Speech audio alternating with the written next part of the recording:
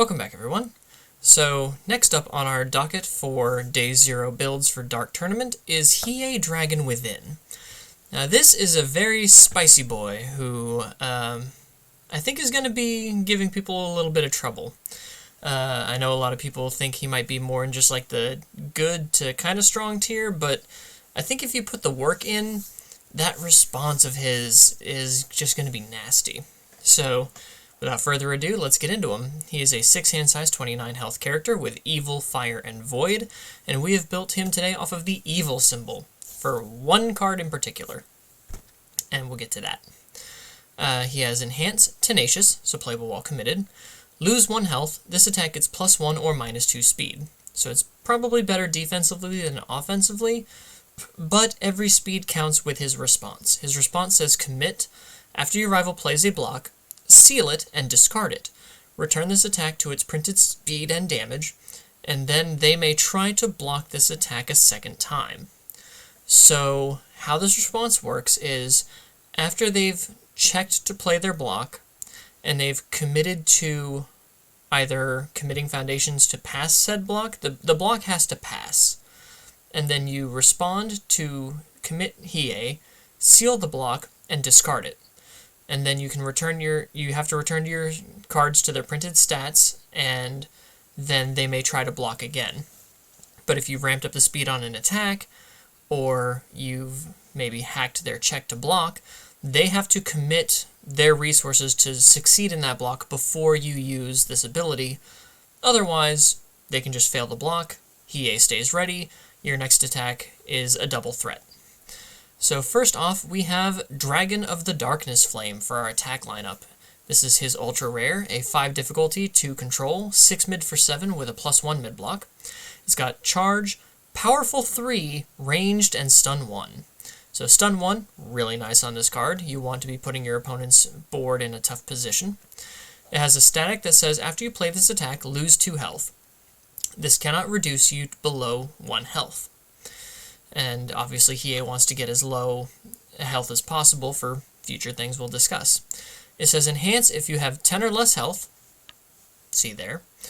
You may discard up to 3 cards from your hand as though they were momentum to pay this attack's powerful cost.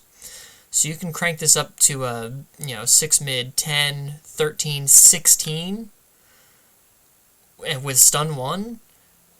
And not using any momentum, just the 3 cards from your hand if you're at 10 or less health. That's spooky. And then you can lose a health with Hiei to give this 1 more speed, so it's a 7 mid 7.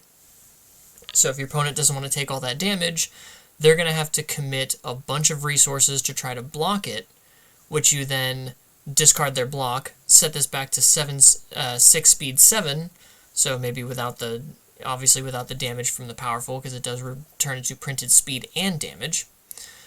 And they have to try to block this 6 mid 7.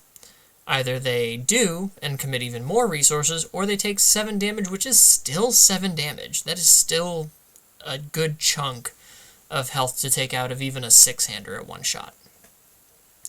Next up, we have Sword of the Darkness Flame, a 4 difficulty, 3 control, 4 mid for 4 with a +1 low block. It's got Charge and Weapon. It says enhance, lose 1 health. This attack gets +1 damage and stun 1. So with Hiei's lose 1 health and this one's lose 1 health, this becomes a 5 mid 5 with stun 1 on a 4 diff. That's pretty good returns. And that is an enhance if you have 10 or less health, draw 1 card, and gain 2 health, not 10 health. Holy crap, I'm tired. It's been a very long day, but the show must go on, and I need to get these videos out as quickly as possible. So, if you have 10 or less health, gain 2 health, draw 1 card. So if you can get down to that 10 health reliably, you can then pop up a little bit, draw a card, pay yourself down a little bit more, and keep your stuff where you need it. Next up we have Tormenting Glare, a 5 difficulty, 3 control, 3 mid for 6 with a +2 low block. It's got the Fury and Taunt keywords. It says enhance, your rifle's checks during this attack get -1. This includes the check to block. So you can lose your health to boost the speed of this, and their check to block it gets -1.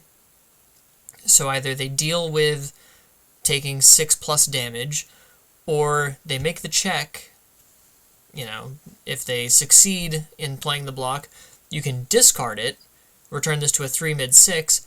The check still gets -1 if they try to block again. So if they don't want to take this 6 damage, if they're already getting cut low as it is, the checks getting -1 will work for both blocks. And I think that's really good. -1 to your check can come in handy, but -1 to your check twice in the same attack can be really nice. Can be really good at pushing that extra damage through when it's needed. And of course, what evil deck would be complete without Vile Seizing? A 4 difficulty, 3 high for 4, 3 check with a +1 high block, Breaker 1 in Fury. It says enhance, your rival makes a check against a difficulty of 7. If they fail, draw 1 card and this attack gets 2 damage. So obviously they're not going to want to waste their foundations on their check of 7 here.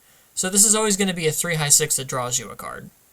Because they're going to want to try to block that, which you can then, hack the check to block. You can discard their block with Hiei and force them to deal with a 3 high 4, which at that point they probably would just take the 4. So some guaranteed momentum there probably. And then it says Deadlock Enhance, your rival's checks get -2 for the rest of the turn. With characters like Kuwabara and younger Toguro flying around now, Deadlock is important. Deadlock is probably more important than it's ever been. So this Deadlock to make your rival's checks get -2 for the rest of the turn means Hiei can discard a block and force you to block an attack twice with -2 to both checks.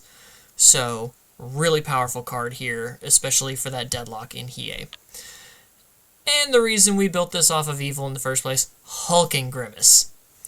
This is a 6 difficulty, 3 control, 5 mid for 10, with a +3 low block and Fury and Taunt for its keywords.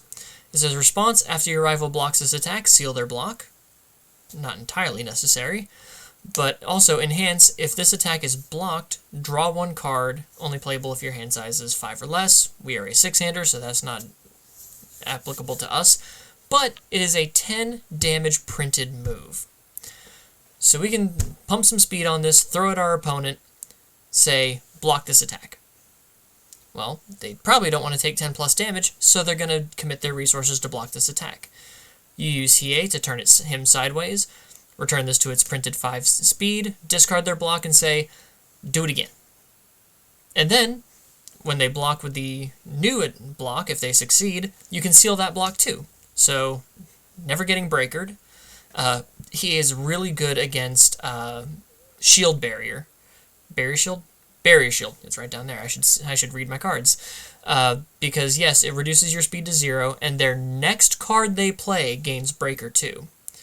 So, they block, you seal it and discard it so they don't get the breaker, then you return your attack to its printed speed and tell them to do it again. Hiei cannot be barrier shielded unless you're doing 2 barrier shields in the same turn.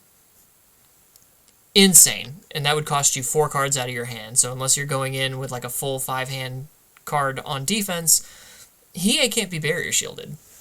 And with that being one of the more common defensive pieces, I think that's really strong. And to be able to just drop 10 damage on the board and say, deal with it. And then when they try to deal with it, take their card away and say, do it again. Deal with it again. Just to threaten 10 damage like that, to really put your opponent into a corner, especially as your opening string, is really solid. And finally, we have Shapeshifting Impalement, quickly becoming one of my favorite new cards. A 5 difficulty, 3 control, 7 mid for 3 with a +2 mid block, with Echo and Fury. It says enhance, if this attack was played from anywhere other than your hand, your rival loses 1 health, so in Hiei it's only going to be for the Echo. But enhance, if this attack deals damage, gain 2 health. Your opponent trying to block a 7 speed move? I doubt it. Especially when they know you've got Hiei here. And resetting your speed to printed 7 is ridiculous. So this is going to be a good way to bolster yourself up a little bit above 10 so you can safely cut yourself down. But mainly it's also a really hard to deal with speed move, especially if your opponent's blown a lot of resources trying to block Hulking Grimace twice, or Tormenting Glare twice, or Sword of Dragon of the Darkness Flame twice, following it up with a Shapeshifting Impalement to hit them for 3, 3, and then that extra 1, so 7. and gaining 4 health in the process is pretty cool. For our non-attack cards, we start with our assets, and we start with Airy, a 2 difficulty, 5 control, plus 3 low block, ally, and unique. Airy says at the start of your end phase, ready one non-unique asset or foundation that was not ready during this turn's combat phase. Pretty good. You go into your turn with 1 extra resource, or your rival's turn, I should say, with 1 extra resource. And then response, remove, discard 1 momentum. Before the damage step of your rival's attack, reduce this damage to your current health -1, to a minimum of 1. Hiei cuts himself a lot. Hiei wants to hover in that 10-ish health range. So that's a really dangerous place to be, but with Airy, it makes sure that you can survive 1 extra attack. So your opponent has to have that 1 more attack, or they go into your turn with you in that blinking red light range, and all of your 10 or less health cards are live. And then we've got Twisty Surroundings. Our 3 difficulty, 5 control, plus 2 mid-block with Breaker 2 and Terrain. It says, enhance, discard a momentum, change the zone of this attack to any other zone. Playable while committed, playable by either player. So making sure that you always have your perfect blocks for your breakers, like Vile Seizing or Twisting Surroundings or any card with Barrier Shield comboed. And then response, commit, after your rival makes a check to play an attack, it gets -2, failing the check will not end the combat phase.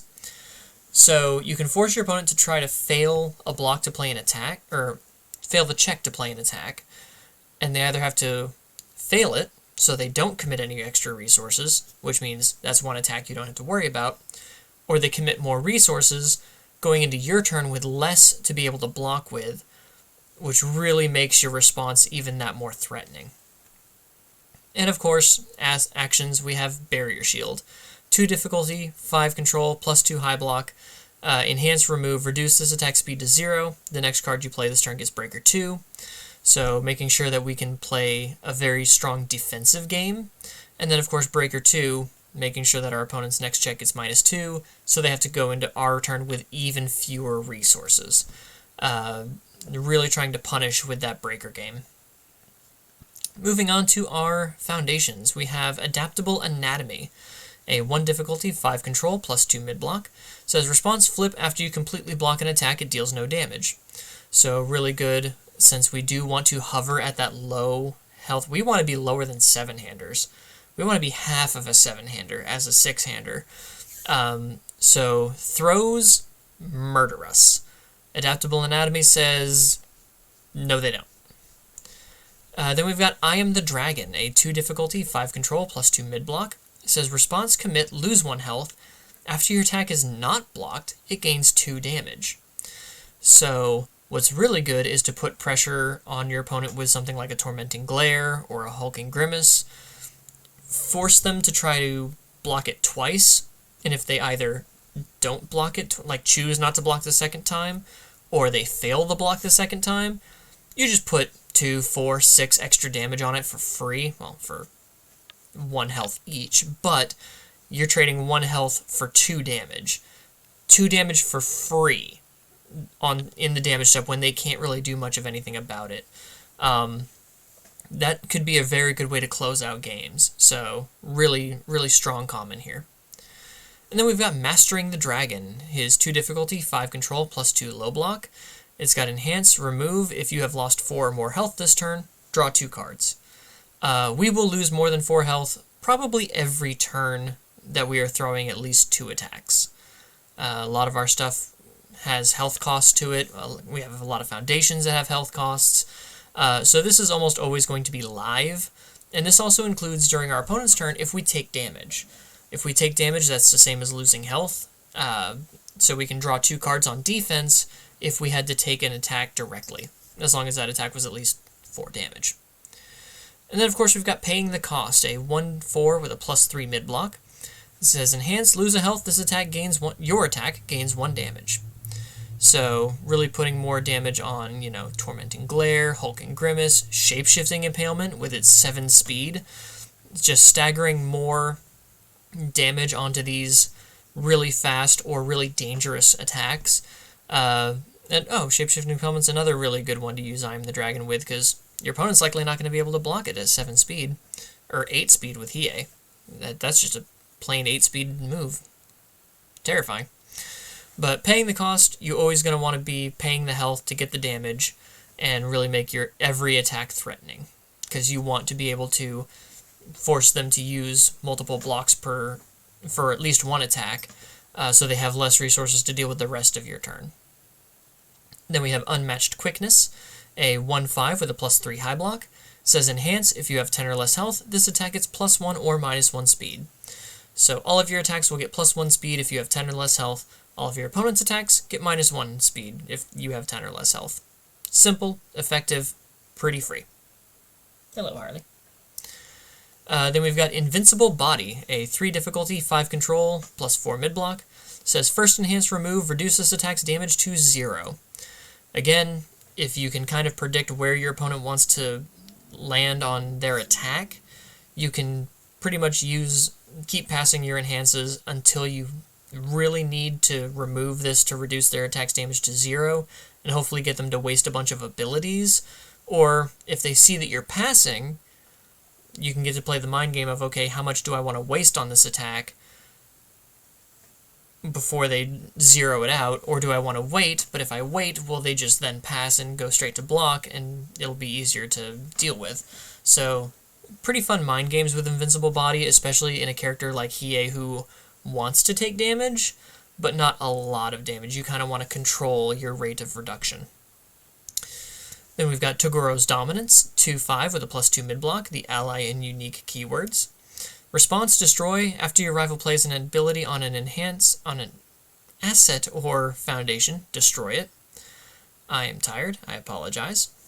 So this is good for canceling any of the strong assets or well, it doesn't cancel, but it does get rid of the attack, some of these repeatable foundations, like paying the cost, or unmatched quickness on the opponent's side, or any of the other repeatable foundations that are out there that you can just keep abusing over and over and over. Then we have Defending Pageant Queen, 2/5 +3 high block, enhance remove, reduce this attack speed to 1, because we want to defend ourselves as best we can with our quickly dwindling health. Then we've got Convenient Timing, again, probably my favorite defensive foundation, a 2/5 with a +2 mid-block. Says response, discard 1 momentum. After you block with this card, your rival's checks get -1 for the rest of this turn. So breaker 1 on every card they play for the rest of the turn. Force them to commit as many foundations as possible so they go into your turn with as limited resources as possible. And if you bury your shield with this card, you can also breaker 2, so it's breaker 3 for the next thing, and then breaker 1 for the rest of the turn. And then enhance flip, add a card from either player's discard pile to the bottom of their deck. If you know your opponent is trying to pick up things out of their discard pile specifically, you can just put it back to the bottom of the deck and say, yeah, no more. Then we have Quick to Act, a 0/5 with a +3 low block. It says, enhance, if your current health is less than half of your maximum health, your attack gets +1 speed. So with Hiei constantly paying down, as soon as we hit 14? Yeah, as soon as we hit 14, Quick to Act becomes live, and Hiei and Quick to Act are basically 2 speed on every attack that you're playing. You know, Hulking Grimace becomes a 7 speed, Shapeshifting Helmet becomes 9 speed, Tormenting Glare becomes a 5 speed, so on and so forth. Again, just making sure every attack puts that pressure on your opponent so they think, is this the one I need to worry about? Well, if you're stacking a lot of speed and damage on everything, every attack is something they need to worry about. And then we've got Bench Press, a 2/5 with a 3 low block. Enhance, if you have lost health this turn, your attack gets +1 damage. We will lose health every turn. So this is free, repeatable, +1 damage on every attack that we play per bench press that we play. Just like the free, once you hit your, especially if you get down to 10 health, but once you hit at least half health, you get so much free stats from Quick to Act, bench press, paying the cost, unmatched quickness. this deck gets so many free stats. It is insane. So many buttons to press. And then Enhanced Flip, if this attack deals damage, gain 2 health. If you need some defensive health gain and you need to take like a partial block, it's there, I guess. But you really want to keep these up for all of the +1 damage to really put all that pressure on your opponent. Then we've got Full-On Attack Mode, a 1/5 with a +2 high block. It says Enhance, destroy 1 foundation. If your attack deals damage, gain 1 health, and your rival loses 1 health. So, a bit of a lock breaker to break you out of deadlock. And if your attack deals damage, gain 1 health, that's fine, but your rival loses 1 health, and this can reduce them to 0. And it does not say, like, if this attack is not blocked, just if it deals damage. So if it's partial damage, they lose an extra health. If they try to block it, and you tell them to block it a second time, and they don't, they lose a health. So just making sure you're putting all of that offensive pressure. I think Evil is going to be the way to go with this guy. It has so many free stats, so many buttons to press, so much just offensive, pure offensive pressure to really make every hit count. And then, of course, floating around my babies, a 0/5 with a +4 mid-block, tech and weapon keywords. Enhance, remove the top 3 cards of your discard pile from the game. This attack is +1 damage. Again, just piling on all of the stats and making sure every attack is one that your opponent's going to regret taking. It's a 63 card deck. Pretty even block zones. We're a little low on the high this time. But yeah, I think for a first shot at Hiei without putting, like I said, these are first impression decks. I'm not trying to put too much thought into them. Just like, okay, what are the first things that trigger in my mind? Let's try to work that into a deck. But if I really put a lot of thinking into this, I think Hiei is going to be one of the more dangerous, like sneaky dangerous characters. Because he's going to make every attack one that you can't afford to take. But if you don't hold enough blocks, if you don't, have a lot of defensive draw, he is going to punish you quickly. And maybe end the game in 3 to 4 attacks, maybe even 2 to 3 attacks, depending on the attack. If he hits you with multiple grimaces, that's rough, buddy. But yeah, so what do you guys think of Hiei? I am more terrified of this character every second I look at him. And it's not just because he's a 4-foot man with anger issues and a sword. I think he's going to be really, really solid, especially off of Evil with all of the health cutting cards. I'm sure you could use Blue Flame Immolation, I believe. Yeah, Immolation or Torment. The rare Dobby attack that says, while it's in your card pool, lose a health, force your opponent to check a 5. If they fail, your attack is 1 speed, 1 damage.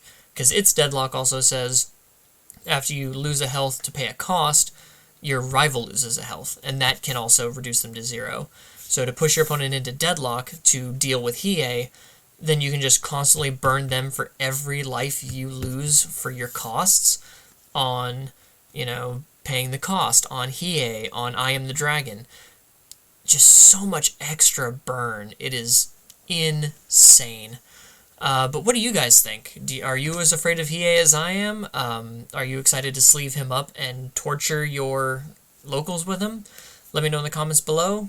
Subscribe if you love deck building content. I am currently elbow deep in a sprint of trying to get 2 videos done a day for these Day 0 builds before Dark Tournament releases. I have a box opening video coming soon as that box comes in and the embargo time is lifted. So I'm busy and currently going a little blurry-eyed, so if you haven't subscribed already, please do so. I would really appreciate it, and feel free to comment down below what your thoughts are. I'd love to hear them, and I love interacting with people who comment on my videos. So until next time, guys, take care.